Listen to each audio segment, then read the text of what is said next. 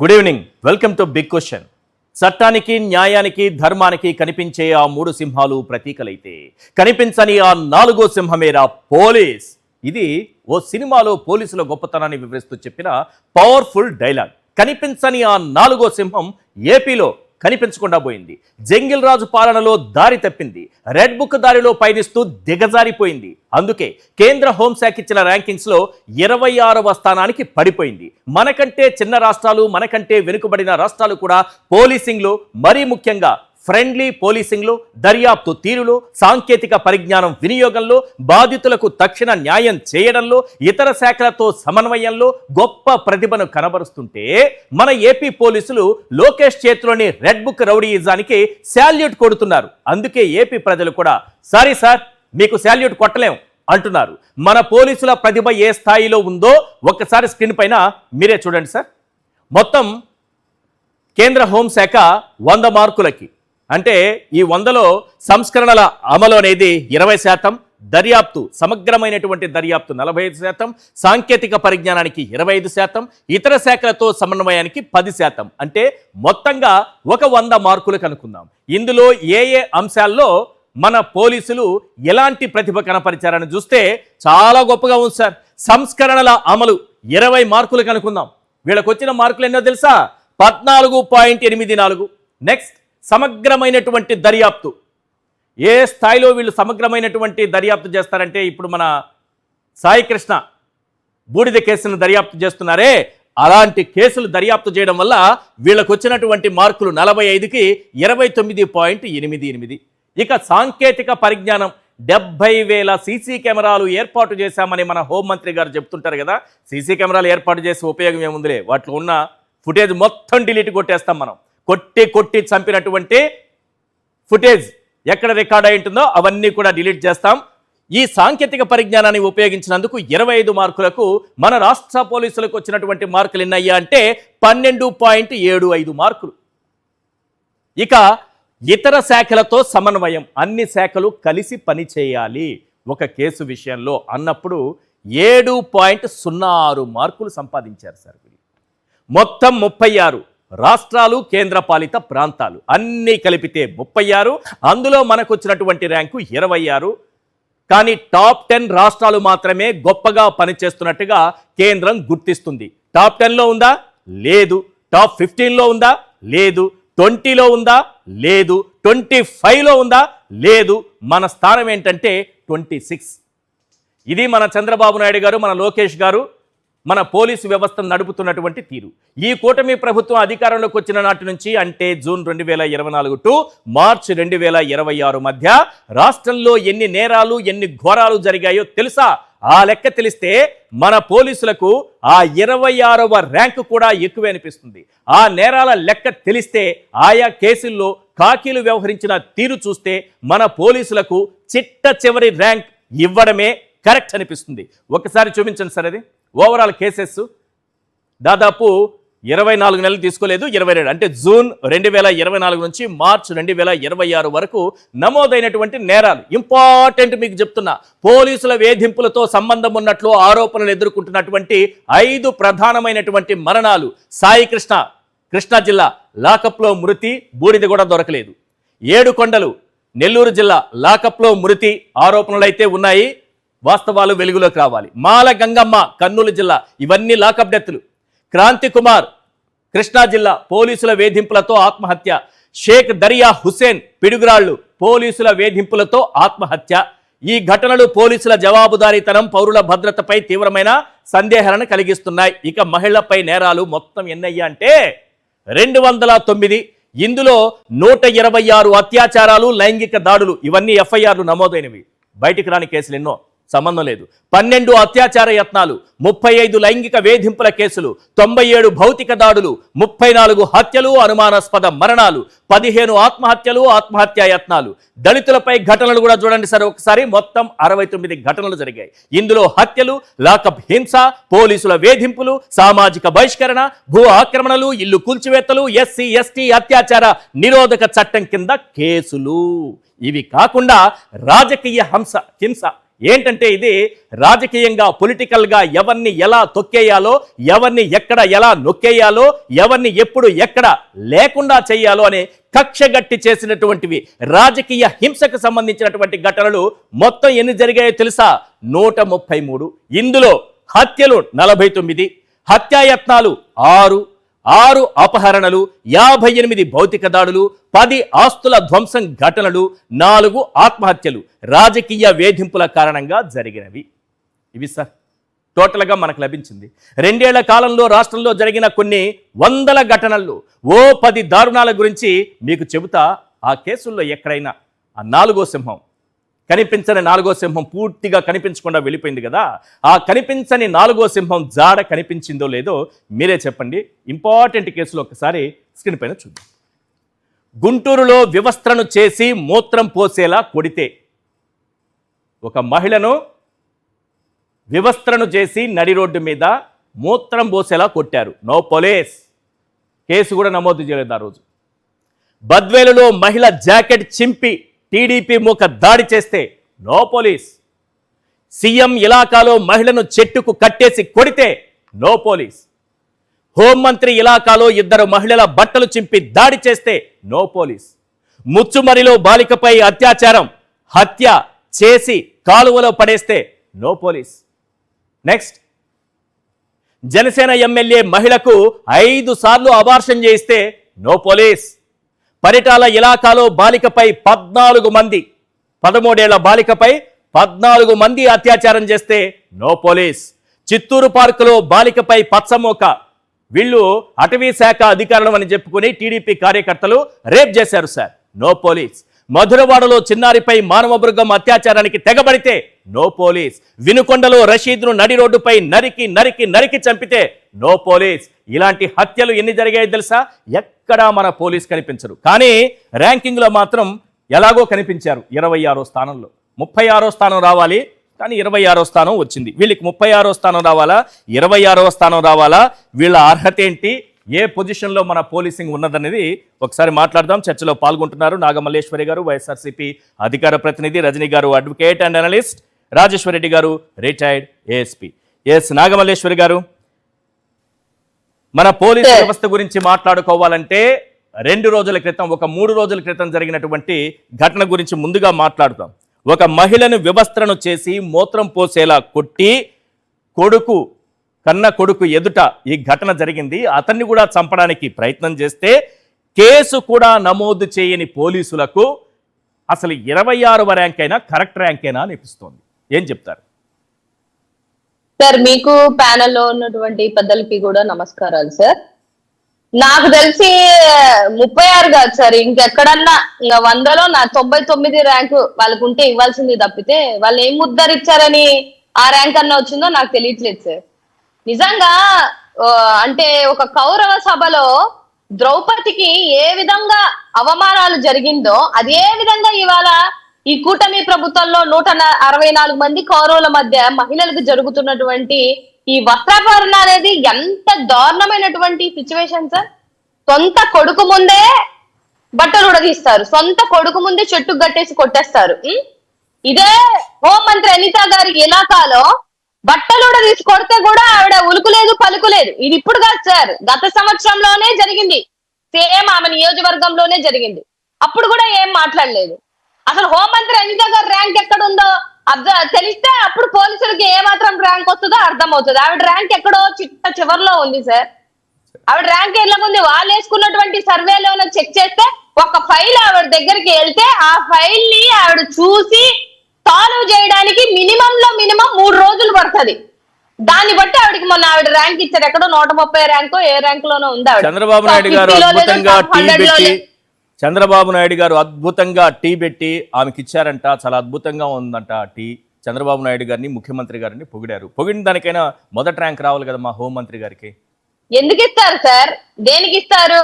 చంద్రబాబు నాయుడు గారు నాకు టీ పెట్టించారు, రాష్ట్రానికి కావాల్సింది అదే కదా. ఆమె టీ తాగారు, చంద్రబాబు నాయుడు గారు టీ పెట్టించారు. ఇది కదా రాష్ట్రానికి ముఖ్యం. ఇక్కడ ఎవరైపోతే మనకెందుకు? అదే అంటున్నాను సార్. ఇప్పుడు ఇవి కాదు ముఖ్యం. రాష్ట్రంలో మహిళలకు ఏమైనా భద్రత కల్పిస్తానంటే నీకు చేతనైతే చెయ్యాలి. ఏ ఏ గుట్టి గుర్రానికి పళ్ళు దొంతున్నావు నువ్వు? ఇంతమంది చనిపోతే ఇంతమంది నేను ఒక్కటే అడగాలనుకుంటున్నా సార్. మహిళలపై నేరాలు ఇప్పుడు మొత్తం 2209 ఇప్పుడు వరకు ఇన్ని కేసులు జరిగిన ఒక్క కేసు అన్న ఆవిడ డీల్ చేయగలిగిందా? పోనీ ఆవిడ నేను ప్రతిసారి ఏమన్నా కూడా నేను దళిత మహిళని అంటది కదా. నీ దళితులే మొత్తం 69 మంది అవి హత్యలు గాని, లాకప్ డెత్తులు గాని, సామాజిక బహిష్కరణ గాని, ఎస్సీ ఎస్టీ నిరోధక చట్ట కింద చేసినటువంటి నేరాలు గాని అన్ని కలిపినా అన్ని జరిగాయి కదా. ఏమన్నా చేసావా? ఏమన్నా మాట్లాడావా? ఏమీ చేతగానటువంటి ఒక డమ్మీ హోంమంత్రి పదవిలో ఉండి ఇవాళ ఏదో నేను ఉద్ధరించాను, నిన్ను ఏదో చిన్న మాట ఆవిడంటే మాత్రం మొత్తం స్టేట్ అంతా దగ్నం చేస్తావు. మరి ఒక ఆడబిడ్డని సొంత కొడుకు ముందు, అంతమంది మగాళ్ళ ముందు ఆవిడ వస్త్రాపరం చేసేసి ఆవిడకి ఎంత అవమానం జరిగింది కదా. దానికి నువ్వేం చెప్పగలుగుతావు? అట్లీస్ట్ ఒక మాట అన్నా, ఒక ప్రెస్ మీట్ అన్నా. అంటే నీ చాతగాని తానానికి ఇదొకటి నిదర్శనం కాదా సార్? అలాగని హోంమంత్రి గారిని ఒక మహిళని వివస్త్రణ చేసి నడి రోడ్డు పైన కొట్టి మూత్రం పోసేలా ఆమె పైన దాడి చేస్తే ఆ కేసు గురించి మాట్లాడాలి మీరు. లేకపోతే అమర్నాథ్ గారు ఏదో అన్నారంట కదా, మేడం గారిని అనొచ్చా? ఈ ఘటన ఎంత ప్రమాదం. అమర్నాథ్ గారు ఒక హోంమంత్రిని అలా అనడం అనేది ఈ దేశంలో ఎక్కడైనా జరిగిందా? ఇలాంటివైతే ఓకే, కామన్. మా రాష్ట్రంలో కామన్ ఏం కాదు సార్. పాపం అమర్ గారు కూడా ఏం అనలేదు. వాడు వీడు కోడిగుడ్డు పగల కొడతాను అని డబల్ మీనింగ్ డైలాగులన్నీ కొడితే, అమ్మా నువ్వు ఈ మహిళలకి జరుగుతున్నటువంటి సంఘటనలు గాని, అగత్యాలు గాని, రేపులు గాని చంపేసి డ్రమ్ములలో పెడుతున్నారు తల్లి. నువ్వు కేటాయించాల్సిన సమయం ఇక్కడ కేటాయించు, దాని మీద కాదు అని చెప్పారు. అది తప్పొచ్చిందా? మరి దానికే తప్పని అంత విలవలలాడిపోయి మొత్తం స్టేట్ అంతా దగ్ధం చేసినప్పుడు మరి ఒక మహిళకి ఇంత అన్యాయం జరిగింది, ఇంత అవమానం జరిగింది. ద్రౌపదికి ఏ విధంగా అన్యాయం జరిగిందో అదే విధంగా జరిగింది కదా. ఈ సంఘటన ఒకటి చాలదా మీరు భూస్థాపితం అవ్వడానికి? నీ సొంత నియోజకవర్గంలో జరిగిన ఉలకవు పలకవు. నీకు లాకప్ డెత్ చేస్తే నాకు తెలియదు, పెర్రెలు ఎందుకు ఇచ్చావు అంటే నాకు తెలియదు, ఒక ఆడబిడ్డని డ్రమ్ములో పెట్టి మర్డర్ చేశారంటే నాకు తెలియదు, ఆ ఫలానా వ్యక్తి తప్పిపోయాడు మేడం అంటే నాకు తెలియదు. ఇంకేం తెలుసు నీకు? ఏం తెలుసు? 70,000 కెమెరాలు పనిచేస్తున్నాయి అంటే తెలియదు, బూడిదైపోయారంటే తెలియదు. నీ జాతికి సంబంధించినటువంటి ఒక దళితుడు సూసైడ్ చేసుకొని చచ్చిపోతే నీకు తెలియదు. ఇంక ఏం తెలుసు సార్ ఆవిడికి? ఇంకా ర్యాంకులు ఇలా రాకుండా ఫస్ట్ ర్యాంక్ ఇస్తారా ఏమన్నా రాష్ట్రంలో? మీరు అన్నట్టుగానే మన అన్ని పక్కన పెడితే, వీళ్ళు సామాజికంగా జరిగినటువంటి హత్యలు అగత్యాలు పక్కన పెడితే సోషల్ మీడియావి 1200 కేసులు. మహిళలను చూడకుండా అడ్డగోలుగా మాట్లాడుతుంటే ఒక్కదానికి కూడా రెస్పాండ్ అవ్వవు. ఆవిడ ఎప్పుడు రెస్పాండ్ అవుతుందంటే జగన్మోహన్ రెడ్డి గారిని తిట్టడానికి, హెరిటేజ్ ని కాపాడుకోవడానికి, లోకేష్ బాబుని ఏదన్నా అంటే నెత్తి మీద వేసుకొని రావడానికి. ఇందుకా సార్ ఆవిడకి షాక్ ఇచ్చారు? ఇవాళ చాలా బాధతో మాట్లాడుతున్నాం సార్. ఎవరికో ఒక మహిళకి జరిగింది అనుకుంటే కాదు కదా. ఎన్ని లాకప్ డెత్తులు జరిగాయి సార్? ఏమైపోయింది? మాలగంగమ్మ కర్నూలు ఏమైపోయింది? క్రాంతి కుమార్ ఏమైంది? షేక్ దరియా హుసేన్ ఏమైపోయాడు? సాయి కృష్ణ ఏమైపోయాడు? ఏడుకొండలు ఏమైపోయాడు? శ్రీకాకుళంలో ఇంకొక మహిళ ఉంది. అడిగి కడగాలనంటే ఎంతసేపు పడుతుంది సార్? ఒక్క నిమిషం ఆవిడ డైరెక్ట్ గా 1-to-1 డిబేట్ లో కూర్చోమని తెలుస్తుంది సార్ ఆవిడ ఇవాళ ఏం చేస్తుందనని. ఆ చేతగాని హోంమంత్రి పదవికి రాజీనామాను చేయమనండి. ఆ మహిళా కమిషన్ ఆమె ఎప్పుడు వస్తుందో, ఎందుకు ఇప్పుడు ఇచ్చారు అంటే నాకు తెలియలేదంటుంది. ఎందుకున్నారంటే మీరు ఆవిడకి ఏమీ తెలియదు ఒక మహిళ అయ్యుండి, మీకు ఏమీ తెలియదు ఒక మహిళ అయ్యుండి. ఇంకా మీరు ఎందుకు ఆ పదవులు తీసుకుంటున్నారు? ఎందుకు జీతాలు తీసుకుంటున్నారు? మా ప్రజల జీతాలే కదా మీరు. అవి ఎట్ట తీసుకోబుద్ధి అవుతుంది? రక్త కూడు తింటున్నట్టే కదా మీకు ఎలా తీసుకోబుద్ధి అవుతుంది అనేది నాకు ఇప్పటికే అర్థం కానటువంటి విషయం సార్. రైట్. ఇంత ఘోరాలు జరుగుతున్నప్పుడు రాష్ట్రంలో ఒక్కసారి కాకపోతే ఒకసారైనా ఆవిడ వచ్చి ప్రెస్ మీట్ పెట్టమనండి. జగన్మోహన్ రెడ్డి గారిని తిట్టడానికి కాదు ఆవిడ ప్రెస్ మీట్ పెట్టేది, వీటి కోసం ప్రెస్ మీట్ పెట్టమనండి. రజనీ గారు, ఒక 2 కేసులు ఈ దేశంలో ఎప్పుడు ఎవరు చూడనటువంటి కేసులుగా ఆ రెండింటిని చూద్దాం. ఒకటి Sai Krishna lockup death case. ఇందులో బూడిద కూడా మిగల్చలేదు. ఆ బూడిద ఎక్కడుందో కూడా ఇప్పటికీ కనిపెట్టలేదు. ఆఖరికి బూడిద కూడా లేకుండానే కుటుంబ సభ్యులు కర్మకాండాలు కూడా జరిపించేశారు. ఇది ఈ దేశంలో పోలీసు వ్యవస్థ పనితీరుకు ఒక ఎగ్జాంపుల్. ఒక తల్లిని నడి రోడ్డు మీద బట్టలు విప్పి కొట్టి మూత్రం పోసేలా దాడి చేసి ఆమె కొడుకును కూడా ఆ తల్లి కన్నెదుటే కొట్టి ఆ కొడుకు కళ్ళెదుటే ఆ తల్లిని వివస్త్రణ చేసినటువంటి కేసు. కేసు కూడా నమోదు చేయలేదు, తర్వాత ఏదో ప్రజలు వచ్చి చేశారులేండి. కేసు కూడా నమోదు చేయని పోలీసులు. ఒకటేమో బూడిద మాయం చేసిన పోలీసులు చంపి, రెండోదేమో మహిళ వ్యవస్థ అయితే కనీసం కేసు కూడా నమోదు చేయని పోలీసులు. ఈ రెండు కేసులు చూసిన తర్వాత వీళ్ళకి 26వ ర్యాంక్ అయినా కరెక్టే అనిపిస్తుందా? సార్ నమస్తే సార్, మీకు ప్యానెల్ వారికి. సార్ ఇక్కడ గత ప్రభుత్వంలో నెంబర్ 2 నుంచి నెంబర్ 1 కూడా వెళ్ళింది, అది మీరు చెప్పుకోవాలి. ఈ ప్రభుత్వం 26వ స్థానంలో ఉందా 36వ స్థానంలో ఉందా రాష్ట్ర ప్రజలకు తెలుస్తుంది. గత ప్రభుత్వంలో రోల్ మోడల్ లాంటి ఉండే గౌతమ్ శేవ గారి దాంట్లో రాష్ట్రంలో తెలంగాణ ఆంధ్ర పోటాపోటీగా ఉండే టైంలో మళ్ళీ వాటన్నిటినీ మించి ఆంధ్ర మొట్టమొదటి ప్లేస్ కి వెళ్ళిపోయి ఎన్నో అవార్డులు గతంలో తీసుకొచ్చిన టైంలోనే 4-5 కేసులు వెలికి తీసి అవి అలా ఇవి ఇలా అని చెప్తుంటే, ఈ రోజు మీరు ప్యానెల్లో కేసులు వేస్తుంటే ఇన్ని జరిగినాయా మాకే తెలియదు సార్. ఇదేదో కూతవేటు దూరంలో గుంటూరు పరిసర ప్రాంతాల్లో జరిగిన 3 రోజుల తర్వాత నాకు తెలిసి నేను వెళితే, నా తర్వాత 3 గంటల తర్వాత ఆవిడ వచ్చి నాకు ఇప్పుడే తెలిసిందంటే ఇక నాకు ఆవిడకి తేడా ఏముంది? మీరు మహిళా కమిషన్ చైర్పర్సన్, ఒక ఆల్టర్నేటివ్ జ్యుడిషియరీ వ్యవస్థలో మీరుండి నాకు ఇప్పుడే తెలిసింది అంటది ఆవిడ. వీడియో కూడా ఉంది, నిన్న ఆ వీడియో ప్లే చేయాల్సింది. నిన్న మీరు ఫోన్ లైన్ లో చెప్పారు, నేను కాసేపట్లో అది ప్లే చేస్తాను. అసలు ఏం జరిగింది మేడం అక్కడ? ఆ వీడియో రెడీ చేసుకోండి ఒకసారి. నిన్న రజనీ గారు ప్లీజ్ అసలు ఏం జరిగిందో చెప్పండి. అక్కడ జరిగిన ఇన్సిడెంట్ ఏంటంటేనండి, నాకు కూడా ఎవరు ఒక సోషల్ మీడియాలో ఒక మిత్రుడు పంపించి, అక్క ఈ విషయం గురించి చెప్పండి అంటే, ఇది ఎక్కడ జరిగింది అన్న. అక్క ఇది మన గుంటూరులోనక్క, కృష్ణబాబు కాలనీలోనక్క అంటే, అదేంట్రా బాబు వివస్త్రం అయిపోయింది, మరి ఏమైంది, అతన్ని అరెస్ట్ చేసినారా, ఈ కేసు ఎక్కడ జరిగింది ఏంటి అంటే, అప్పుడు ఇమీడియట్ గా నేను బయలుదేరి ఆ ఘటన ప్రదేశానికి వెళ్ళానండి. ఒక మాజీ అడిషనల్ ఎస్పీ గారి భార్యని తీసుకుని, ఒక పెద్దవాడిని తీసుకొని వెళ్ళా. మా పదండి చూసొద్దాం, బీసీవై పార్టీ ఆవిడ. అయితే ఆవిడ తీసుకొని వెళ్ళి చూసి ఆ తల్లితో మాట్లాడి కొడుకుతో మాట్లాడితే, ఆ కొడుకు గ్రూప్ 2లో 3 మార్కుల్లో పోయినాయి, నెక్స్ట్ మళ్ళీ గ్రూప్ 1 కి రాస్తున్నాను, ఇట్లా నా మెడకి నులిమేసినారు, 10,000 లంచం ఇవ్వనందుకు చేశారు, ఇది కూడా వైసీపీ గవర్నమెంట్ లో వేసిన సిమెంట్ రోడ్లు, అడ్డు లేకపోయినా సరే ఆ బోర్ అడ్డం అంటాడు, లేకపోతే ఆ బోర్కి 10,000 ఇస్తే నేను ఒక్కో అంటాడు. ఏంటో మరి సార్ ఆ గొడవ జరిగిన వాతావరణం నాకు అర్థం కాలేదు. కానీ 2 గంటలప్పుడు చెయ్యి కోసుకుని రక్తంతో ఆ తల్లి వెళ్ళినప్పుడు అప్పుడే సిఐ గారు స్పందించి ఉంటే బాగుండు కదండి. మీరు ఇప్పుడు వచ్చారేంటి? 15వ తారీఖు 8ంటికి జరిగితే పెట్రోలింగ్ పోలీసు వాళ్ళు ఉంటారండి. ఆ కృష్ణబాబు కాలనీ అంతా గంజాయి తాగిన వాళ్ళు, కొంచెం స్లమ్ ఏరియాగా ఉంటుందని ఎప్పుడు నైట్ పెట్రోలింగ్ వెహికల్స్ ఉంటాయి అక్కడ. కానీ ఆ వెహికల్స్ వెళ్ళలేదా? ఆ చుట్టుపక్కల వాళ్ళు 100కు ఫోన్ చేయలేదా? ఆ రాత్రంతా ఆల్రెడీ వాళ్ళ పైన దాడి జరిగితే కంప్లైంట్ ఇవ్వడానికి భర్త పోలీస్ స్టేషన్ లోనే కూర్చొని ఉన్నాడు. రెండోసారి వచ్చి కొట్టి వ్యవస్థను చేశారు. భర్త పోలీస్ స్టేషన్ లో ఉండగా ఇక్కడ భార్యని వ్యవస్థను చేశారు. ఇది ఇక్కడ ఉన్నటువంటి వ్యవస్థ, ఇక్కడ ఉన్నటువంటి ప్రభుత్వం. ఒకసారి నేను ఆ వీడియో ప్లే చేస్తాను. ఆ రోజు ఏం జరిగింది, మీకు మహిళా కమిషన్ చైర్పర్సన్ గారికి మధ్య ఏంటి ఆ వివాదం ఒకసారి వివరించండి. ఒకసారి వీడియో ప్లే చేయండి.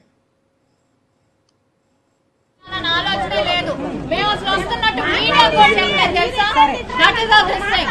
If you have any issues, political issues, please don't make it a scene. I know you were there before. I know how you were before. I know how you are now. So don't talk. Justice చేయదా చేయండి కానీ unnecessary గా issue ఎవరైనా justice చేస్తారండి. పోలీసులు respond ఎప్పుడు నువ్వు ఎందుకు వచ్చావు ఇప్పుడు? You should come before. కాదు వీడియో ఇప్పుడు వరకు బయటికి తెలియట్లా. ఏం తెలియట్లా? మేడం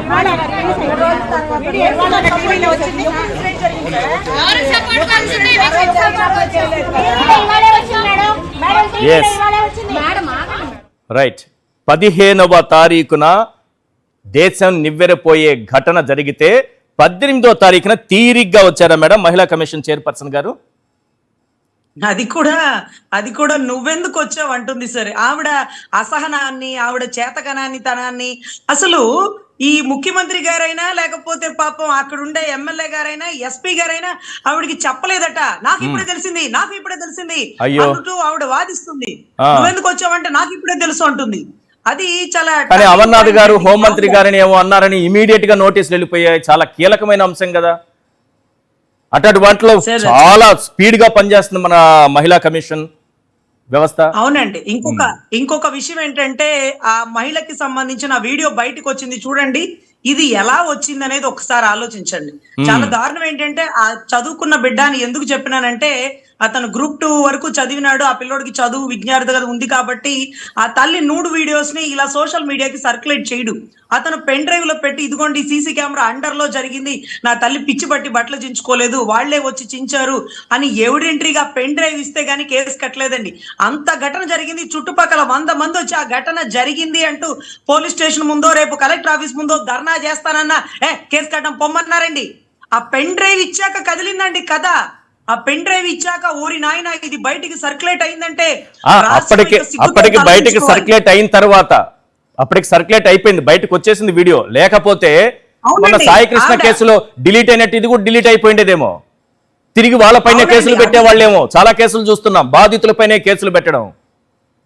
అవునండి, అంటే అది పోలీస్ స్టేషన్ కాబట్టి వాళ్ళ చేతిలో పని, ఇది ఇంట్లోదండి. అయితే పోలీసులకు ఇచ్చిన పెన్ డ్రైవ్ ఎవరి ద్వారా బయటకు వచ్చిందండి అంటే వాళ్ళకే ఎవరో శత్రువులు ఉన్నారండి. లేకపోతే ఈ వీడియో బయటకు వచ్చే శత్రువులు మంచి వాళ్ళు, కొందరు మంచి వాళ్ళు కూడా పోలీసుల్లో ఉంటారు కదా, మీరు గమనించుంటారు. అందరూ అలాంటి వాళ్ళు కాదు. 100% అంటే వాళ్ళకి ఏంటంటే సార్ ఆవిడ వీడియోలో చెప్తుంది ఏంటంటే ఆ వీడియోని డిలీట్ చేయండి, షేర్ చేయకండి అంటుందండి. మణిపూర్ ఘటనని మణిపూర్ రాష్ట్రం వాళ్ళు కూడా షేర్ చేయొద్దని చెప్పలేదండి. ఒక ఘటన జరిగాక ఇది ఆ రాష్ట్ర పరిస్థితి, సిగ్గు తెచ్చుకోండి, చూడ రాష్ట్రంలో ఎలా ఉందో అంటూ మనం చెప్పుకోవడానికి ఉండే ఇన్సిడెంట్ ని డిలీట్ చేయండి అనకపోతే మహిళా కమిషన్ చైర్పర్సన్ పౌడర్ గురించి, మేకప్ల గురించి ఒక లెటర్ రిలీజ్ చేసినట్టుగా ఆ వీడియోని సర్క్యులేట్ చేయొద్దు, ఎవరి నుంచి ఆ వీడియో బయటికి స్ప్రెడ్ అయింది వారి మీద యాక్షన్ తీసుకోండి అని కూడా చర్యలు తీసుకోవాలా. కానీ ఈ వీడియో లేకపోతే ఆ తల్లి పిచ్చి పట్టి బట్టలు చించుకుంది అంటూ కూడా కేసులు క్లోజ్ చేస్తారండి. ఈ రోజు మాలగంగమ్మ కూడా సేమ్ లాకప్ డెత్ ఎందుకు అవుతుందండి?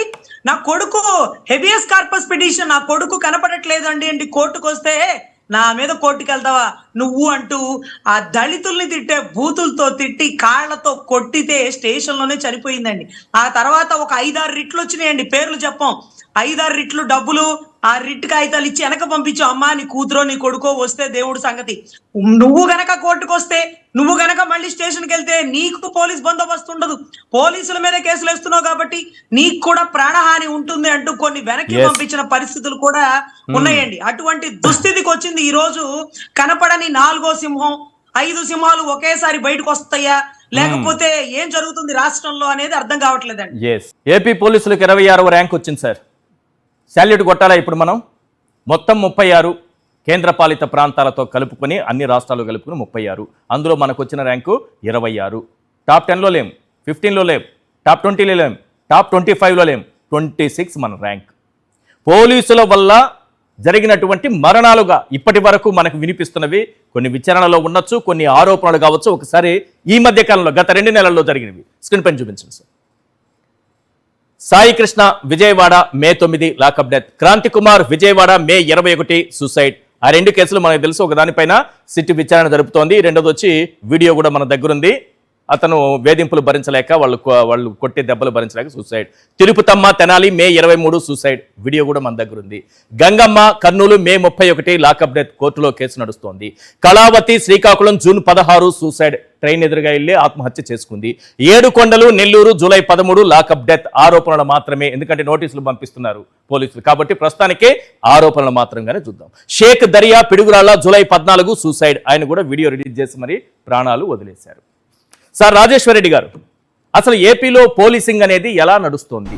పోలీసులే చంపేయడం ఏంటి, ఆత్మహత్యలు చేసుకునేలా ప్రేరేపించడం ఏంటి, బూడిద కూడా మాయం చేయడం ఏంటి, మహిళను నడి రోడ్డు పైన వ్యవస్థను చేసి కొడితే కేసు కూడా బుక్ చేయకపోవడం ఏంటి?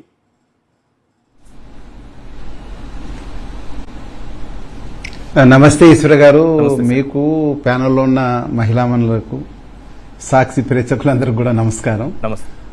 ఈరోజు డిబేట్లో మరి ఆంధ్రప్రదేశ్ పోలీసులకు 26వ ర్యాంకు, అంటే మొత్తం 36 స్టేట్స్ కానీ లేకపోతే యూనియన్ టెరిటరీస్లో 26వ ర్యాంకు రావడము దాని మీద సరే. దీంట్లో అన్నిటికన్నా ముఖ్యంగా అండి ఈ సంస్కరణలు అది పక్కకు పెడితే ఈ సమగ్ర దర్యాప్తు వాటిలోన కేవలం 45కి 29.88 రావడం అనేది చాలా దారుణమైన విషయం. ఎందుకంటే దానికి 100కు 100 వస్తేనే అది పోలీసింగ్ ఆడ ఉన్నట్ల లెక్క. ఓకే. 100 మార్కులు మనకు సమగ్రమైన దర్యాప్తు లేకపోతే లా అండ్ ఆర్డర్ అని అనుకుంటే 100కు 100 రావాలా. ఇక్కడ 100 రాలేదు, నీకు 60% ఏదో వచ్చినట్లుంది. అవును. అది అటర్ ఫెయిల్యూర్ అయినట్ల. దీనికంతా కారణం అండి, ఈ నంబర్ 1 కారణము పొలిటికల్ లీడర్షిప్. వాళ్ళ ఆదేశాలని తూచా తప్పకుండా పాటిస్తున్న పోలీస్ అధికారులది రెండో తప్పు. అసలు పోలీసింగ్ అంటే ఏమో తెలియకుండా ఉంది. కొత్త బ్యాచ్ ఎస్ఐలకు, ఇన్స్పెక్టర్స్ కు నేను ఇప్పుడు బయట గత రెండు మాసాలుగా నేను ఆంధ్రప్రదేశ్ రాష్ట్రంలో ఉండి చూస్తా ఉన్నా. నేను చాలా మందిని టచ్ చేస్తున్నా. అసలు పోలీసింగ్ అనేది లేదండి. అసలు నాకు 26వ ర్యాంకు కూడా ఎలా వస్తుంది, 36 కదా రావాల్సింది. ఆంధ్రప్రదేశ్ పోలీస్ కన్నంత ఇదిగా ఉంది గ్రౌండ్ లో పరిస్థితి. ఎందుకంటే మీరు ఈ మధ్యకాలం చూసారా సాయి కృష్ణ లాకప్ డెత్, అది 40 రోజుల తర్వాత ఒక కేసు కట్టడం జరిగింది. అప్పటికి వాళ్ళు హేబియస్ కార్పస్ పిటిషన్ వేశారు, కింది కోర్టుల్లో పోరాడారు, హైకోర్టులో పోరాడారు, నంబర్ ఆఫ్ పిటిషన్స్ వచ్చారు. ఎంతో ఇష్యూ అయిపోయిన తర్వాత 40 డేస్ తర్వాత వాళ్ళు ఒక కేసు కట్టారు, అది ఇన్స్పెక్టర్ మీద. అంతవరకు ఆ లాకప్ డెత్ లో పై నుండి కింది వరకు అందరు ఉన్నారండి. కానిస్టేబుల్ నుండి సిటీ కమిషనర్ వరకు అందరూ కూడా బాధ్యులే.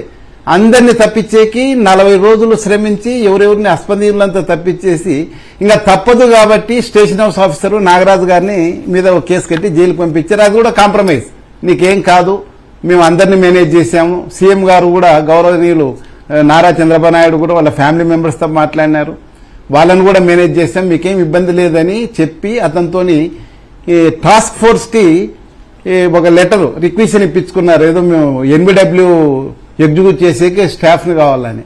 అలా ఒక డ్రామా ఆడిచ్చేసి నాగరాజుని జైలుకు పంపించేసి తమ ఏదో బయట పడినామని అనుకుంటున్నారు, కానీ ప్రజల దృష్టిలో వాళ్ళు ఏం బయట పడలేదండి.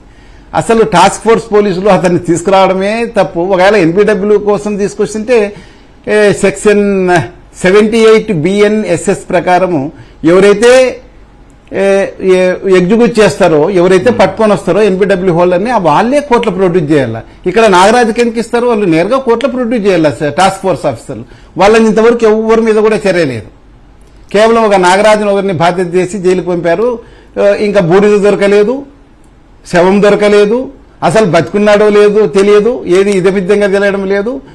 మేము ఈ సాక్ష్యాల వలన, సర్కంస్టెన్స్ వలన అతను చనిపోయినాడని భావించేసి ఒక 302 అంటే మర్డర్ సెక్షన్ వేసేసి అతన్ని జైలుకు పంపారు. బాగుంది. ఒక విషయం చెప్పండి, మీకున్న అనుభవంతో ఒక విషయం ఏం యాక్షన్ తీసుకుంటారు, చెప్తారు. మీకున్న అనుభవంతో ఒక విషయం చెప్పండి. ఎలాగో సాయి కృష్ణ కేసు ప్రస్తావించారు కాబట్టి చెప్పండి. మే 6న అతన్ని తీసుకొచ్చారు టాస్క్ ఫోర్స్ పోలీసులు. సరే, ఏ రోజు చనిపోయాడు, ఎక్కడ చనిపోయాడు, బూడిదని ఏం చేశారు, ఇవన్నీ పక్కన పెడితే హెబియస్ కార్పస్ వేసిన తర్వాత జూన్ 15న హైకోర్టుకి డీజీపీ గాని సిపి గాని చెప్పిన విషయం ఏంటంటే అతను తమ ఆధీనంలో లేడని వెతికి తీసుకొస్తామని చెప్పారు. అంతే కదా, డీజీపీ సిపి కూడా చెప్పినట్టే కదా. ఎందుకంటే అదే డీజీపీకి అదే సిపికి కూడా మెయిల్స్ వెళ్ళాయి. అంటే అబద్ధం చెప్పి కోర్టును తప్పుదో పట్టించారు. ఈ విషయం ఎవరు స్పష్టం చేస్తున్నారు? Remand report, Nagaraju remand report చాలా క్లియర్ గా చెప్తోంది. మరి డీజీపీ గారిని సిపి గారిని ఇద్దరిని కూడా నిందితులుగా చేర్చాలని కోర్టులో పిటిషన్ వేశారు. ఈ రోజు చేర్చాల్సిన అవసరం ఉందా లేదా? డెఫినెట్ గా చేర్చాల్సింది. ఎందుకంటే హైకోర్టుని తప్పుదో పట్టించిన దాంట్లో ఈవెన్ గవర్నమెంట్ కూడా ఉంది. ప్రిన్సిపల్ సెక్రటరీ హోమ్ ఫస్ట్ ఉంటాడండి ఎప్పుడు కూడా. రెస్పాండెంట్ నంబర్ 1 వచ్చేసి ప్రిన్సిపల్ సెక్రటరీ హోమ్ గవర్నమెంట్ తరఫున. Next director general of police ఉంటాడు. తర్వాత మిగతా సిటీ కమిషనర్ వీళ్ళంతా ఉంటారు. తర్వాత నాగరాజు అనేది అయినా స్టేషన్ హౌస్ ఆఫీసర్ లాస్ట్ ఉంటాడు. నాగరాజుతో ఒక ఫైల్ పిటిషన్, ఇది కౌంటర్ పిటిషన్ ఒకటి ఫైల్ చేయించేసి ఈ అందరి తరఫున అతనే ఫైల్ చేసినాడంటే వీళ్ళందరూ కూడా బాధ్యులు అవుతారు కదా. మరి కేసు ఎందుకు రిజిస్టర్ చేయకూడదు వీళ్ళందరి మీద? సిటీ కమిషనర్ మీద చేయాల్సిందే, డీజీ మీద చేయాల్సిందే, ఈయన పైన ఉన్న ఏసీపీ మీద చేయాల్సిందే, అందరి మీద కూడా చేయాల్సిందే. అందరూ కూడా హైకోర్టుని తప్పుదో పట్టించారు. వీళ్ళంతా కుమ్మక్కై చేశారు.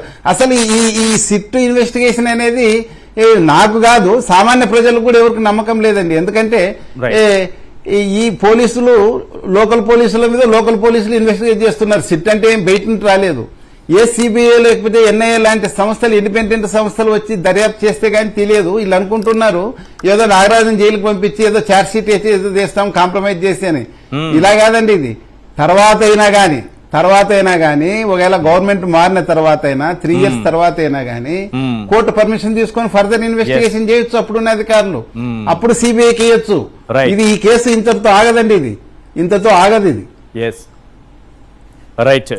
నాగమల్లేశ్వరి గారు, ఈ 2 నెలల కాలంలో జరిగినటువంటి కేసులు కొన్ని ఎగ్జాంపుల్స్ తీసుకుంటే, సాయి కృష్ణ కేసు, బూడిద కేసు, క్రాంతి కుమార్ ఆత్మహత్య కేసు, గంగమ్మ, తిరుపతమ్మ, కళావతి వీళ్ళ వేధింపులు భరించలేక చనిపోయిన వాళ్ళు, షేక్ దరియా, ఏడుకొండలది కూడా అదే కేసు అని అంటున్నారు.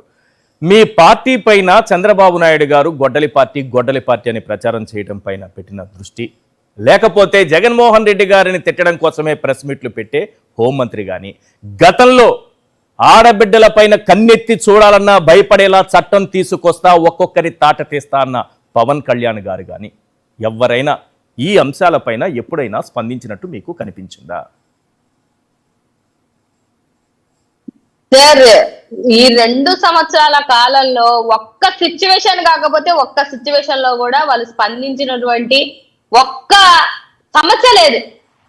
ఎందుకనంటే వాళ్ళు ఇప్పుడు వాళ్ళకి కూడా తెలుసు కదా సార్, ఇప్పుడు రాష్ట్రంలో ఏం జరుగుతుందన్న విషయం తెలియదా?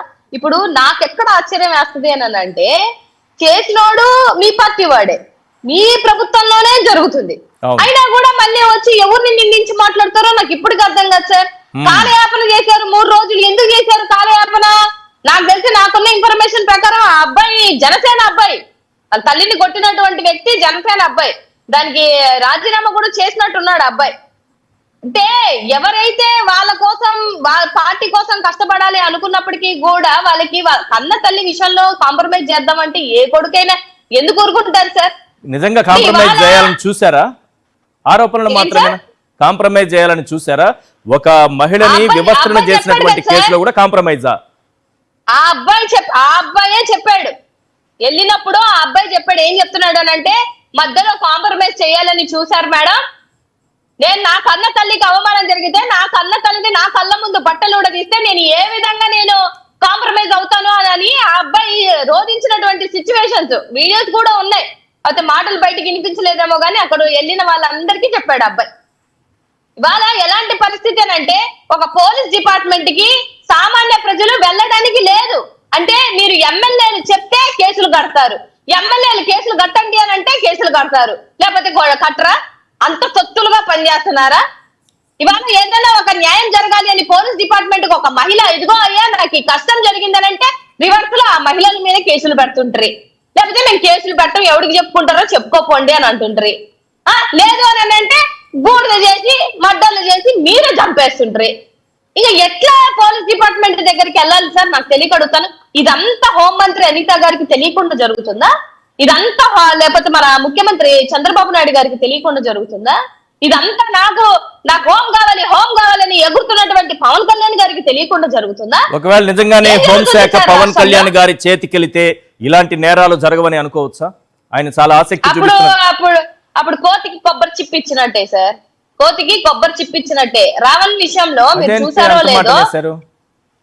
ఏం సార్ అదేంటి అంత మాట అనేసారు సార్? రావణ్ ని, అతను ఒక న్యూట్రల్ వ్యక్తిని అతన్ని అరెస్ట్ చేసిన రోజు ఎలా వెళ్ళారో చూసారా మీరు? కోడిగుడ్లతోటి ఎట్లా దాడి చేశారు? పోలీస్ డిపార్ట్మెంట్ సిఐని ఎస్ఎల్ని కూడా కొట్టారు వీళ్ళు. ఆ ఒక్క విషయంలో ఆయన ఒక్కరే నేను హోంమంత్రి అని ఫీల్ అయ్యి ఆయన చేసిన దానికి ఒకటి ఎగ్జాంపుల్ చెప్తున్నాను నేను. అలాగే అక్కడ ఉన్నటువంటి కేవీఆర్ ని కూడా కుక్కని ఇచ్చుకొని వచ్చారు. వాళ్ళ భార్యని కూడా ఒక పోలీస్ డిపార్ట్మెంట్ లో మహిళా పోలీసులు ఉండరా సార్? మహిళా కానిస్టేబుల్స్ ఉండరా? ఒక మహిళని తన భర్తని అంటే అరెస్ట్ చేశారు, భార్యను కూడా అలా చేపట్టుకొని ఈడ్చాలా? వాళ్ళకి యూనిఫామ్ లేదు మేడం, పాపం యూనిఫామ్ కూడా రాష్ట్ర ప్రభుత్వం ఇవ్వలేకపోతుంది అనుకుంటా, నాకు తెలిసి అందరూ మఫ్తీలోనే వస్తున్నారు. అదేంటో పాపం.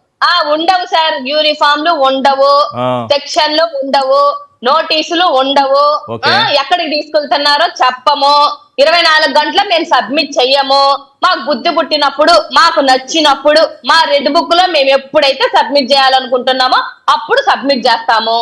సో మీరు అందరు ఏం చేస్తారో చేసుకోపోండి. మా రెడ్ బుక్ రాజ్యాంగంలో ఈ హోంమంత్రి గారి యొక్క ఆధ్వర్యంలో ఏమైనా జరుగుతున్నాయి సార్. ఇవాళ సామాన్య మహిళ కష్టం అని వస్తే పోలీస్ డిపార్ట్మెంట్ కి వెళ్ళాలంటే కూడా భయపడేటువంటి పరిస్థితులు వీళ్ళు తీసుకొచ్చారు. బలి పశువులు చేశారు పోలీసులు. ఇప్పటికైనా వాళ్ళకి అర్థం కావాలి, ఏదో వాళ్ళ అండ చూసుకొని వీళ్ళ అండ చూసుకొని ఏది పడుతుంది చేస్తామనంటే జగన్మోహన్ రెడ్డి గారు చెప్పినట్టుగా సప్త సముద్రాలు దాటిన రిటైర్డ్ అయిపోయినా మీరు తొత్తులుగా పనిచేస్తానన్న ప్రతి ఒక్కరిని కోర్టు ముందు తీసుకొచ్చి నిలబెట్టి కడుగుతానని చెప్పినటువంటి మాట అందరూ గుర్తు పెట్టుకోవాలి. ఎవరు లేరు మహిళలకి ఏం చేసినా లేరు అనుకుంటే జగన్మోహన్ రెడ్డి గారు ఉన్నారు.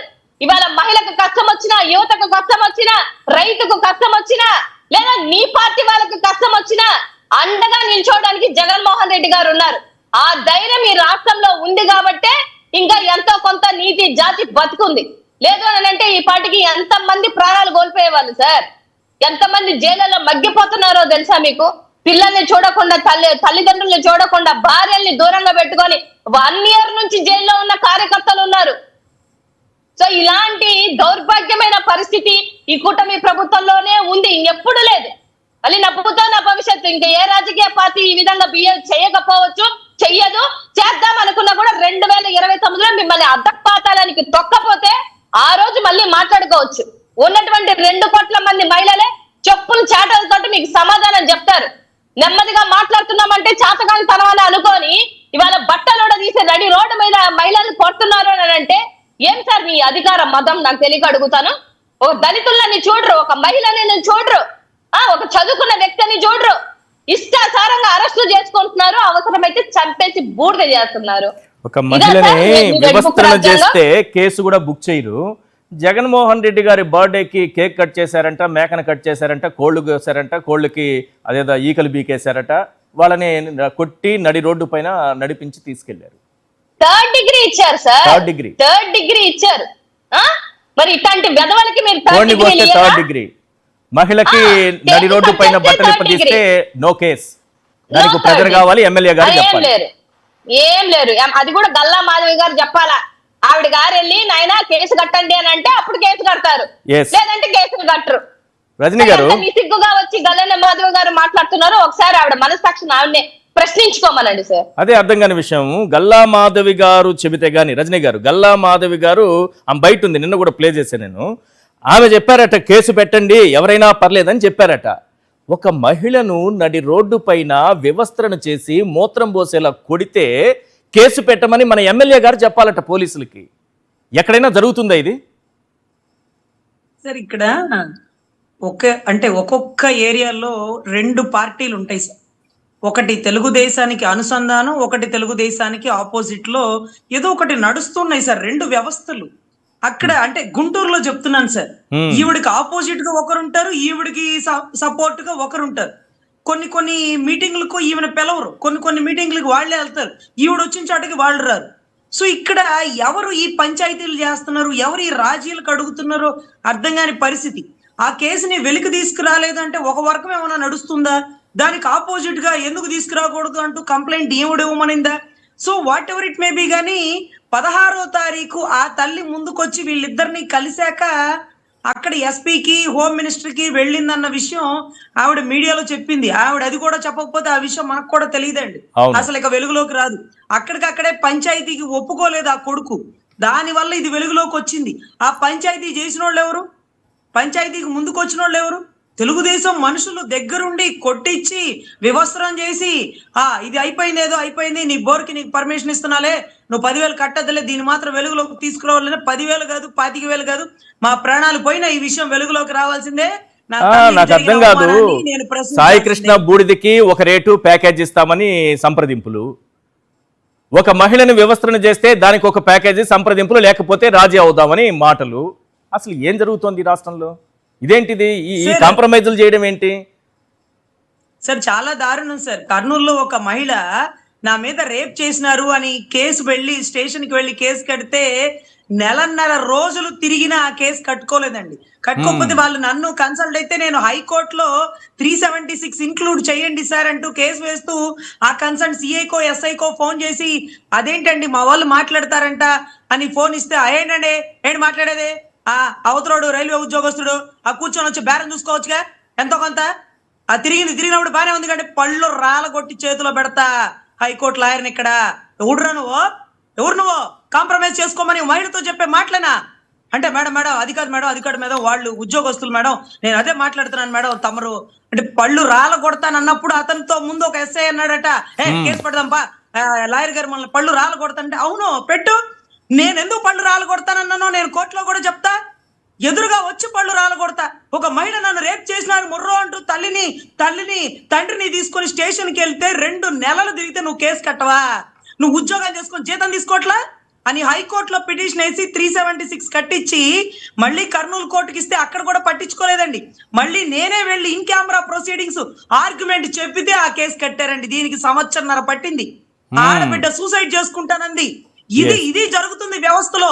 ఇంకా పోలీసు వాళ్ళు బెదిరిస్తున్నారు, ఇదిగో ఆ లాయర్ దగ్గరికి వెళ్తే ఊరుకునేదే లేదు, ఇదిగో నీకెంత కావాలి, నా దగ్గరికి వెళ్ళక ముందు ఒక రేటు, నా దగ్గరికి వెళ్ళొచ్చినాక ఒక రేట్ అండి.